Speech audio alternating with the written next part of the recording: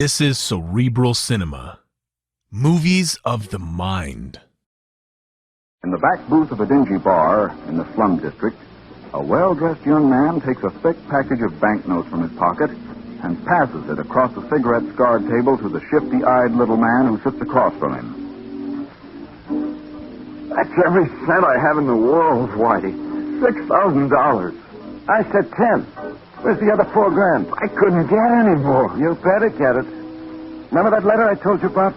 If anything happens to me, that'll be in the hands of the DA within 24 hours. That'll be the end of you. But Whitey... I'll meet you here tomorrow night, and you... I can't come here again, Whitey. If anyone should... Okay. I'll phone you at the office. Tell you where to bring it. But Whitey... Either I get the other $4,000 tomorrow night, or I go to the cops, and you go to the electric chair for murder.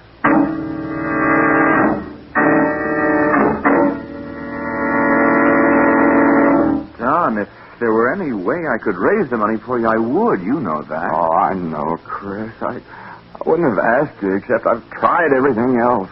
You're the only real friend I've got. Sure. Now when you need me, I can't come through. Oh, I don't know what I'm going to do. Whitey phoned me about an hour ago. I promised to have the money at the corner of 1st and Water Streets at 1 o'clock tonight. I've got to have it there. Why, Don? What's he got on you? You can tell me. No, Chris, I don't want to talk about that. But if Whitey ever tells the cops who I really am, it's the end of everything. And that little rat's got me tied hand and foot. You mean that letter to the district attorney? Yes, but... Chris, do you think you could be lying about that letter? If I thought now, that... Don, you're not getting any crazy ideas, are you? Oh, I don't know. I don't know what I'm thinking. There's only one chance left. Yeah? Mr. Hughes gets back from Washington at 11 tonight. You'll never get him to part with $4,000. If I know our beloved employer, he'll never... But he's got to. It's my last hope. What if he won't? Then I'll be waiting for Whitey just the same. And it'll be a meeting he'll never forget.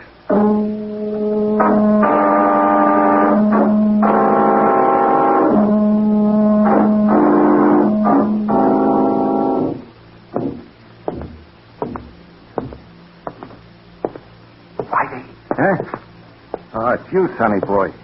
So dark in that doorway, couldn't see you. Okay, where's the $4,000? It's right here. Oh, no, you don't. Let go of that gun. Brian, just will trap me with it.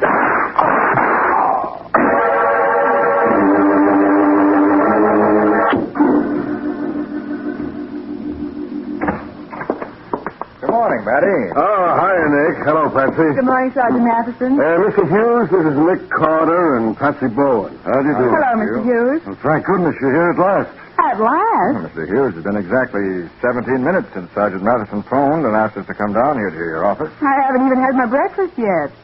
What's this all about? Mr. Carter, my firm publishes children's and religious books. And notoriety, scandal, unfavorable publicity, anything like that can ruin us. You see, Nick, there was a murder in the waterfront district last night. Cheap little two-bit crook named Whitey Gear was shot to death. We found this slip of paper on Whitey's body. What? Why, that looks like one of those slips of paper they have in phone booths for people to write phone numbers on. That's what it is, Patsy. What's the connection, Matty? The phone number written on that paper is the number of the Hughes Publishing House. Oh, I see. Oh, hey, there's something else written here, too. Don Mason, 1 a.m., 1st Avenue and Water Street. Right. And Whitey was found dead at the corner of 1st and Water, shot to death about 1 a.m., according to the medical examiner. So Don Mason... Now, wait a minute. Who is this Don Mason? Oh, that, Mr. Carter, is the crux of the whole thing. Don Mason is my sales manager, and he's engaged to my daughter. Oh, I see. And you think Mason kept the appointment with Whitey and murdered him, huh? Well, of course, don't you? I wouldn't know, Matty. This slip of paper with Mason's name on it certainly doesn't convince me. Well, I don't get you. From what you tell me, I doubt that Whitey was the kind of man to make a memorandum about anything. Oh, phooey. He did it this time, and that's all I care about, Nick. Maybe. Look, Matty, has anybody else handled this piece of paper except you and me? I know. I took it off the bottom myself. What? Then let's put it in an envelope and see that no one else does touch it. Uh-huh. Okay, if you want to. But there's another thing, Nick. Yeah? Whitey was a skinny little runt, but from the looks of things, he must have put up a whale of a fight before he was killed. We found a couple of gray wool threads under his fingernails, like from a gray tweed coat. And Whitey's coat was brown. Oh. Then you think those threads came from the killer's coat during the struggle? Sure, Patsy, what else? Uh-huh. And Mr. Hughes here tells me Don Mason wears a gray tweed coat. And so do lots of other people, Matty. You must understand, Mr. Carter, this company simply cannot afford to have one of its executives accused of murder. Now, I want you to prove that Don had nothing to do with this Whitey person. But what if he did have? Well, then we'll publicize the fact that Hughes Publishing hired the best detective it could get to see justice done, even though the culprit is one of our own executives. That may help some. Well, how about it, Carter? Before I give you an answer, Mr. Hughes, I'd like to talk this over with Don Mason. He hasn't come down to the office yet, Nick. I was just waiting for you to get here before going over to his apartment after him. A good idea, Matty, except that he may leave for the office before we get to his place. Oh, I have an idea. Don shares an apartment with my star salesman, Chris Bentley. I could phone Chris down to keep Don there until you arrive. Yeah, suppose you do that, Mr. Hughes. And unless he's got a mighty good alibi, that young fella's going to move to another apartment. A small one. In the city jail. Don. Don, wake up. Oh, go away.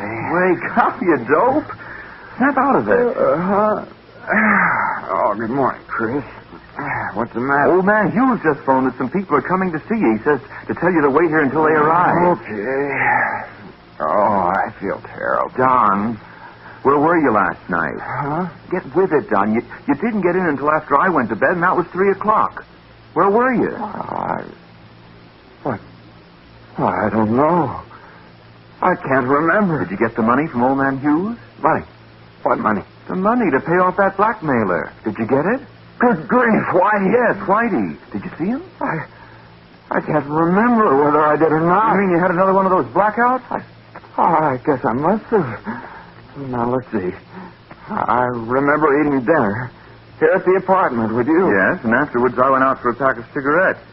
But when I came back, you were gone. And so was that gun you keep in your dresser drawer. What? Oh, Chris, no. What did you do, Don? Why'd you take the gun? You've got to remember. Oh, I can't. I can't remember anything. I went all over town looking for you, but you just disappeared. Oh, from the way my head feels, I'd think I must have been in some bar, but I don't drink. Wait a minute. What are you doing? Looking for your gun. Yeah, here it is in the pocket of your top coat. And Don, 3 bullets have been fired from it. What do you mean, 3 bullets? It wasn't even loaded last time I saw it. Well, it is now. Don, are you sure you didn't meet that Whitey fella? I don't know. I can't remember. Hey, maybe it's the police who are coming here. Maybe Whitey turned me in. Now, get hold of yourself. We haven't much time. What are you doing now? I'm putting the gun on this little shelf over the door in the coat closet. Not much of a hiding place, but it'll have to do until we can get rid of it. Chris, I won't let you get mixed up in Now, this. don't be silly. Now, get this. You never even heard of this Whitey person. You were here all last night. You never left the apartment, understand? Yeah. I never left the apartment. After dinner, you and I played gin rummy and listened to the radio until 3 a.m., and then we went to bed. You were here all last night. And I'll swear to it.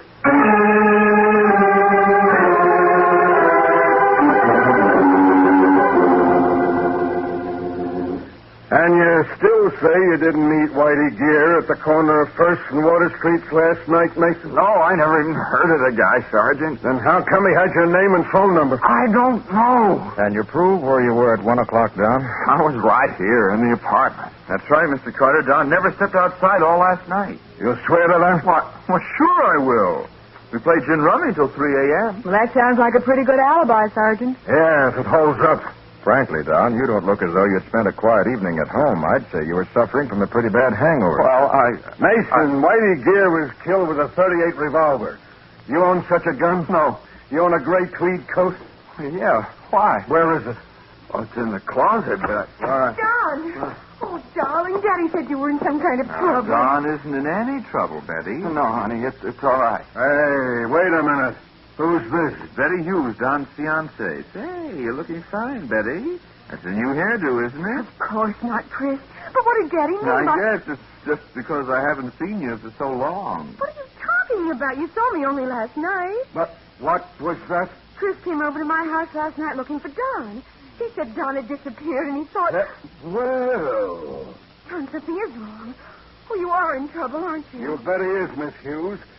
So he was with you every minute last night, was he, Chris? Well, Now, look, Sergeant. I'll talk to you later. Get your hat down.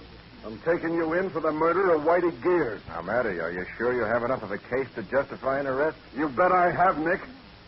Why would he frame a phony alibi if he wasn't guilty? Oh, Chris, if I'd only known. I tried to tip you off, Betty, but I guess I was pretty clumsy about it. You ready, Don? Yeah. I got my hat. And I got this. Oh, where'd you get that gun? Never mind. Just don't make me use it. Because if I do, somebody's going to get hurt. Full of the fact that his action is practically a confession of guilt, Don stands near the door, holding Nick, Matty, and the others at the point of his gun. In just a moment, we'll back to the case of the Forgetful Killer. Today's adventure with Nick Carter, brought to you by new post-war Old Dutch Cleanser. Holding Nick, Matty, and the others at the point of his gun, Don stands beside the door to the inner room of the two-room apartment he shares with Chris. Now, get into the bedroom, all of you. Let's do as he says, Matty. No use anyone getting shot. Thanks, Mr. Carter. I want to be sure nobody's going to... Don't be too sure. Hey! Keep your hand away from your gun, Sergeant. Okay. You hurt, Nick? No. Just got the wind knocked out of me, went down through me. That was quite a stunt, Don. I was a commando in the war. Now, anyone else want to try any smart tricks before I leave? You're playing this awful dumb, kid. I'm playing it the only way I can. Now I'm going to lock this bedroom door. And then I'm getting out of here. And heaven help anyone who tries to follow me.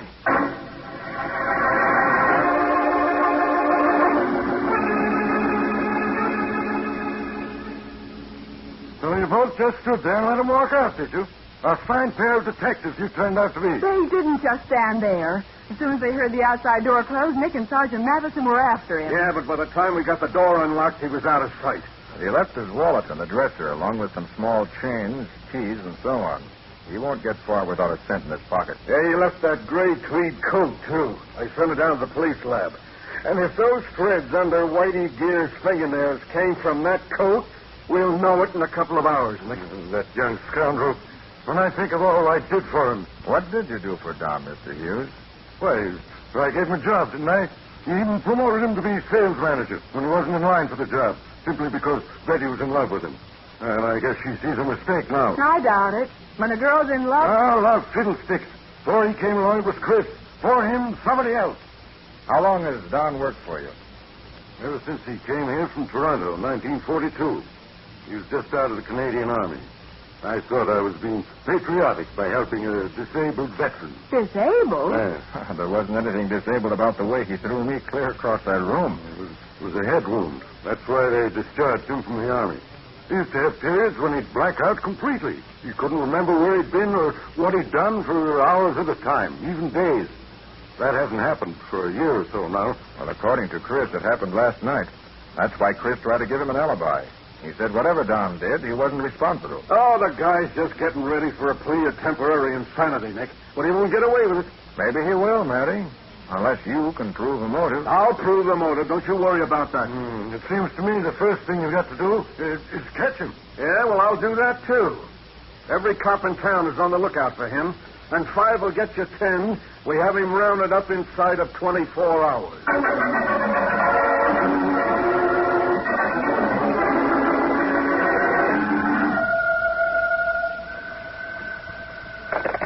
Hello? Betty? Don. Oh, Don, is that you? Yes. Are you alone? Yes. Oh, darling, where are you? Never mind.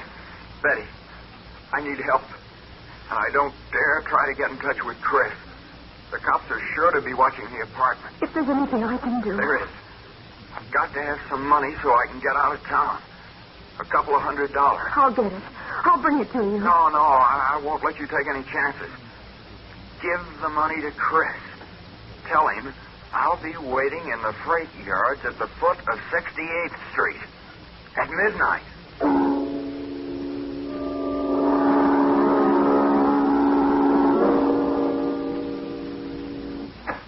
Hey, Nick.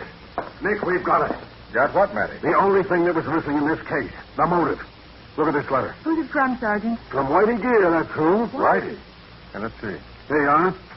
He was afraid Don might try to knock him off, so he left this with a friend to be mailed to the district attorney in case anything happened to him. DA got it in the mail about an hour ago. What are those newspaper clippings, Nick? I don't know yet. Dated Portland, Oregon, 1939. It's all there, even a picture of Don Mason. His real name is Jimmy Burke, and he's wanted for murder. Murder? Yeah, Patsy. He was mixed up with a juvenile gang in Portland that robbed a warehouse and shot the night watchman. And Don was the one who killed him? That's what this clipping says. Oh. The gun that killed the watchman was positively identified as belonging to Don. He must have escaped into Canada and joined the army there under the name of Mason, huh? You wire Portland for confirmation, Matty? Sure I did. No answer yet, Nick. Hey, Hmm? look at the handwriting on this note that was with the clipping. What about it? Well, that's Whitey Gear's handwriting. At least his name is signed to it. So what? Well, it's nothing like the handwriting on that memo you found in his pocket. Why, Nick, you're right. Hey, maybe Don wrote down the time and place he wanted to meet Whitey and then gave it to him. No, I don't think so, Matty. I have a hunch that memo was planted. Yeah?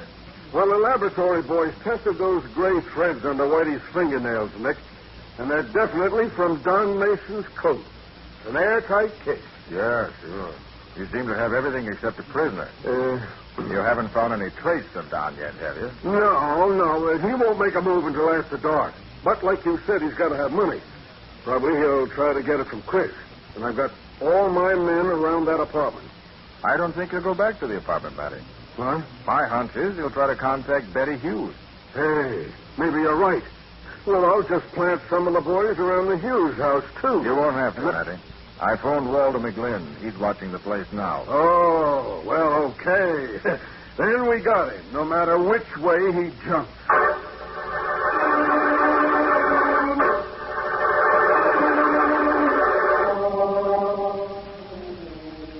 Oh, I think I'll go on home, Nick. It's been a long day. Yeah, it's almost midnight. I know, but I wanted to stick around the office. Hold it. Nick Carter speaking. Oh, Waldo. Huh? What? I see. Where'd she meet him? Betty met Don somewhere? No, she met Chris. Oh. Where? Why, that's the freight yard. Nick, what's happened? Good boy, Waldo. We'll get right on it. Nick, what is it? Betty just met Chris in the cafeteria on the east side and gave him a roll of bills. The getaway money for Don. That's what Waldo figured, so he trailed Chris out of the cafeteria and heard him tell a cab driver he wanted to go to the foot of East 68th Street. So that's what you meant when you said the freight yard. Yeah. Chris just left a couple of minutes ago. We hurry, maybe we can get there first.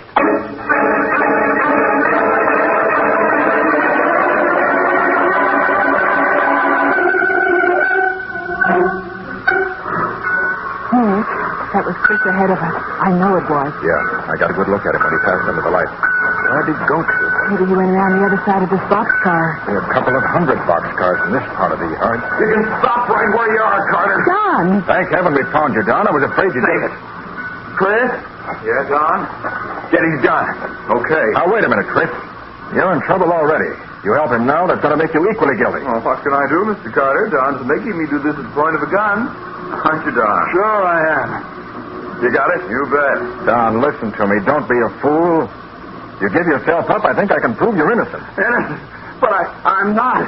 I killed Whitey because he was blackmailing me. I must have. Do you remember killing him? Oh, no, I don't remember anything that happened last night. But I don't think you did kill him, Don. In fact, I'm positive you didn't. Don't listen to him, Don. It's a trick. Look, Don, there's only one person who knew where and when you were going to meet Whitey. Only one person who could have drugged you. Drugged me? Yes, drugged you. That's why you thought you had a hangover this morning. So that's it. This person drugged you, then kept your appointment with Whitey wearing your gray tweed coat. Chris, it was you. Okay, let's quit playing games. You met Whitey. You met Whitey and you killed him. If you don't drop your gun, stupid, I'm going to use this gun I took from Carter. Okay. Now you're being sensible. But I don't get it. You were my friend. I trust you. Sure, I was your friend. I didn't mind a bit when you got the sales manager's job I should have had, and I was tickled to death when you took my girl away from me. So that's it. Sure. With you out of the way, I'll be the new sales manager. And I'll be the boss's son-in-law, too. Someday I'll own the whole business. You're going to have to work awfully fast to do all that before you go to the chair for killing Whitey, aren't you, Chris? Who's going to send me to the chair? Not any of you three. Because when Carter and Don get through fighting it out, I'm afraid there won't be any survivors. What are you talking about? It'll be easy, Carter. I've got your gun to shoot Don with, and then I'll take his gun to finish off you and Miss Bowen. Chris, you're crazy. The cops will think Carter tried to arrest you and you shot it out. Why, that's ridiculous. Someone will hear the shot. That freight engine is going to pass on the other side of this boxcar in a few seconds. It'll make enough noise to cover anything, even gunshots.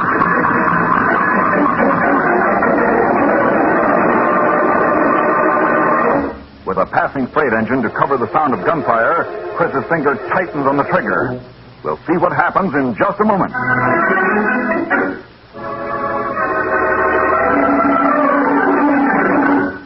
Now for the conclusion of the case of the Forgetful Killer. Today's adventure with Nick Carter. Brought to you by new post-war Old Dutch Cleanser.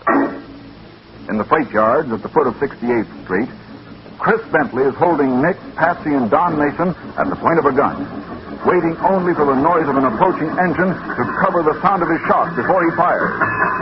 Here's the engine. So get ready. You first, Don, old pal.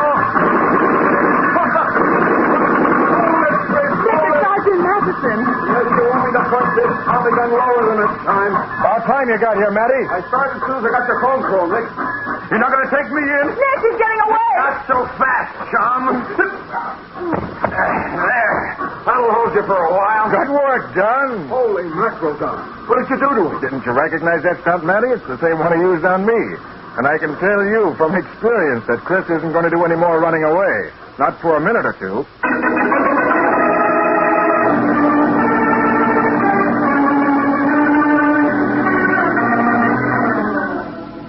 I can't thank you enough for what you did, Nick.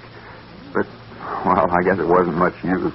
They'll only send me back to Oregon to stand trial for the killing that night, killing the night watchman back in 39. Oh, no, they won't, Don. Sergeant Matheson wired the Oregon police about you, and they wired back that the charge had been dropped. That's right, Don. About a year later, the real killer was caught. Did he confess? For the love of peace. You were completely cleared. But if Chris wanted to get rid of me, why did he kill Whitey to do it? Well, for all he knew, he only had to sit tight and let Whitey turn me in. He said you were going to Mr. Hughes for the money, and he was afraid you might get it. And he couldn't turn you in himself because you wouldn't tell him what Whitey had on you, or even what your real name was. Yeah, that's right. But even after he killed Whitey, to make sure the DA got that letter, Chris tried to give me an alibi. Oh, it just doesn't make sense. Well, that was only a part of his scheme to put himself in a good light with Betty Hughes. He knew that alibi wouldn't stand up. In fact, he made sure it wouldn't stand up by going to a dozen places looking for you. He knew someone would remember that he'd said you disappeared and couldn't be found. And to think you figured the whole thing out from that piece of paper with my name on it. And the time and the place where I was supposed to meet Whitey. Oh, just a minute, Don. That's not quite true. That slip of paper looked a bit phony to me, but that was all. When Chris tried to incriminate you by putting that piece of paper in Whitey's pocket, he was actually furnishing the evidence that was going to convict him. Well, how do you mean? He forgot a very important thing. Fingerprints. Fingerprints? Yes, Whitey's fingerprints weren't on that paper. So obviously he couldn't have written it. But Chris's fingerprints were all over it. Wow, he did forget something important, didn't he? Uh-huh.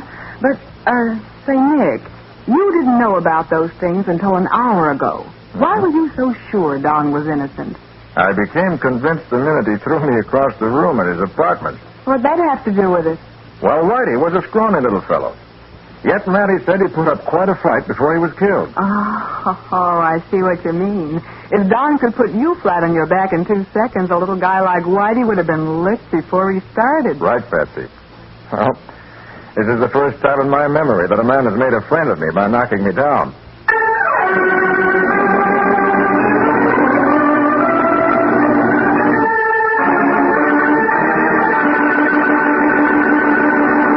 How about the adventure new post-war? Cerebral Cinema hopes you have enjoyed this movie of the mind.